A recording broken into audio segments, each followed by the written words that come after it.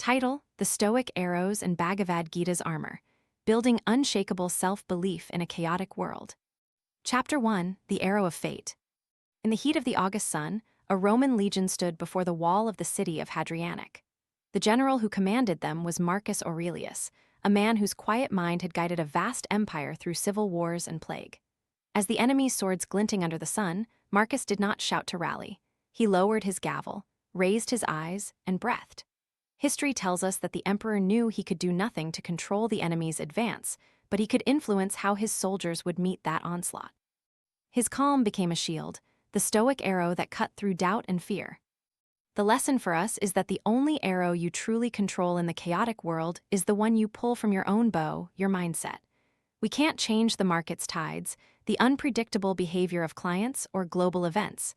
Yet we can decide how we respond. The stoic arrow does not seek distant horizons. It focuses on the knock, the string, and the aim. To apply this today, pause when a crisis hits. Take 3 deep breaths, ask yourself what you can influence. Write down one decision you can make right now that will move the project forward, ignoring the larger mess around you. Then, set your focus like a disciplined archer and hold the string, your belief in yourself. Conclusion: your inner resolve is the most powerful weapon against chaos. When you practice this calm, you build armor that no storm can penetrate. Like, share, and follow for deeper dives into ancient wisdoms and modern power moves. Reflective question: in the moment of your next setback, what one action could you take that is entirely within your control? Chapter 2: Armor of Duty.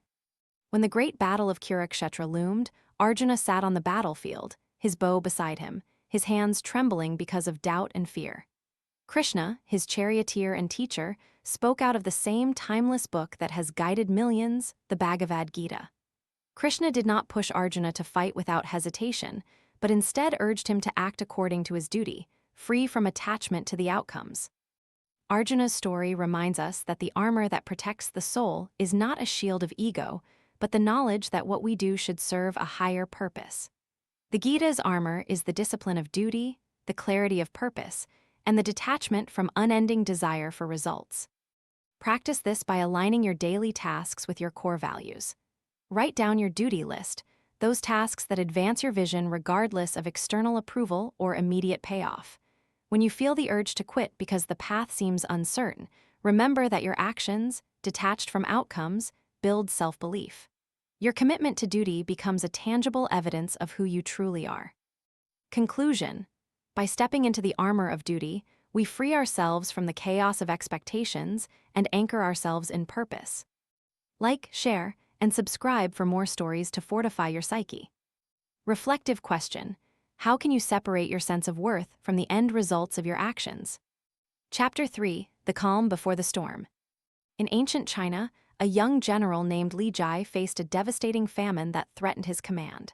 With the countryside barren, many soldiers began to desert. In this moment, Li Jai visited the humble village elder who told him a story. Each grain of rice in the night's darkness is a promise from the earth, not a guarantee of tomorrow. Li Jai realized he had to reframe his fear not as a threat, but as a test of resilience. By trusting the small, steady steps, feeding the soil, replanting, and maintaining morale, he eventually restored the army's strength. The moral is simple and profound. Stoic resilience means turning the fear of chaos into a catalyst for action. The ancient practices of meditation, breathwork, and mindful intention, found not only in the East, but in the very daily routine of the Roman Empire, are the mental archers that keep your focus on the present moment. Apply this in your own chaos by constructing a resilience routine. Each morning, list 3 small truths you believe about yourself, e.g., I am capable, I am adaptable, I am resilient. Repeat them aloud. When panic strikes, these tiny statements function as wind beneath your wings, pulling you back to the center. Conclusion: when you learn to trust the small moments in crisis, you harness your unshakable belief, turning disaster into opportunity. Like, share, and follow for more resilience tactics drawn from history's greatest minds. Reflective question: what 3 small truths do you hold that can steady you when the world feels unstable? Chapter 4: The Fire Within. A single thread in a vast tapestry is often the first to catch fire. In the Bhagavad Gita, Krishna instructed Arjuna to maintain a steady fire of devotion and determination without being consumed by the flames.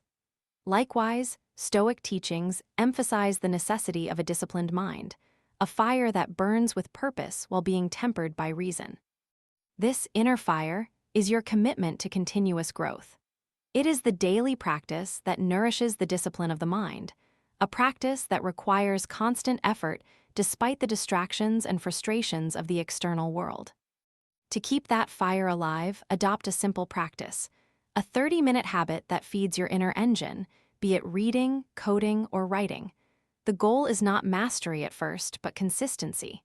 As your skill deepens, the fire grows brighter, illuminating new paths for self-belief. Conclusion: your inner fire is the steadfast source of confidence that endures the most chaotic storms, a glow that comes from consistent effort and a clear purpose. Like, share, and subscribe for techniques to keep your inner fire blazing. Reflective question: what single habit can you build today that will nurture your discipline, regardless of external outcomes? Chapter 5: Legacy of the Archer. In the Persian court, a master archer named Ashurbanipal used his arrows to symbolize his resolve. Each arrow launched into the sky represented a goal conquered. When he returned to his domain, he taught those around him how to aim with precision, how to trust in their training, and how to rise from each missed target. His legacy was not in gold or conquest, but in the confidence of those he trained. This story reminds us that belief is contagious. When you demonstrate self-belief in the face of chaos, you become a beacon for those around you.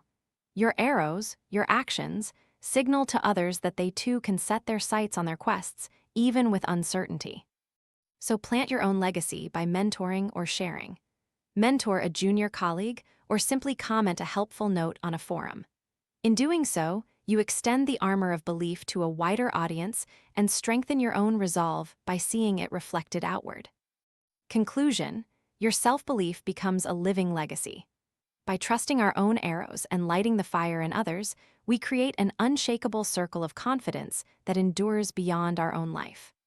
Like, share, and subscribe for more stories that transform belief into lasting influence. Reflective question: in what way can you share your own self-belief with someone else today to amplify your shared confidence? Philosophy Spotlight: Stoicism. Stoicism, the philosophical system pioneered by Zeno of Citium and refined by giants like Epictetus, Seneca, and Marcus Aurelius, teaches that the only true freedom lies in mastering the mind. The Stoic worldview declares that we cannot control the external world, but we can control how we regard it. The core of Stoicism is discipline, resilience, and clarity of purpose, qualities that echo the arrows of fate and the armor of duty. Lesson 1: Acceptance is power. Epictetus famously urged his students to accept what is beyond your control. When you accept that the market will rise and fall, you free yourself from panic and direct energy toward influencing your own responses. This acceptance turns an anxious archer into a calm sharpshooter. Lesson 2: Focus on the internal. Seneca warned against letting external noise dictate your heart's compass. By training the mind through journaling, meditation, or reflection, you cultivate an inner calm that no storm can shatter. Practice focusing your intent on what you can control, your preparation, your attitude, and the effort you put into each task. Lesson 3: Duty over ego. Marcus Aurelius's famous meditations highlight the importance of duty. The emperor wrote, "When you act, act on your purpose, not on personal acclaim." When we prioritize duty over ego, we align ourselves with a larger mission, which nurtures an unshakable belief that keeps us anchored through uncertainty. Together, these lessons provide the toolkit to forge the self-belief necessary to survive a world in chaos. Stoicism is not a passive philosophy. It is a call to act, to train, to lead, and to hold firm in the face of adversity. Each arrow you release out of Stoic discipline becomes a beacon of resilience and purpose. Connecting to the theme.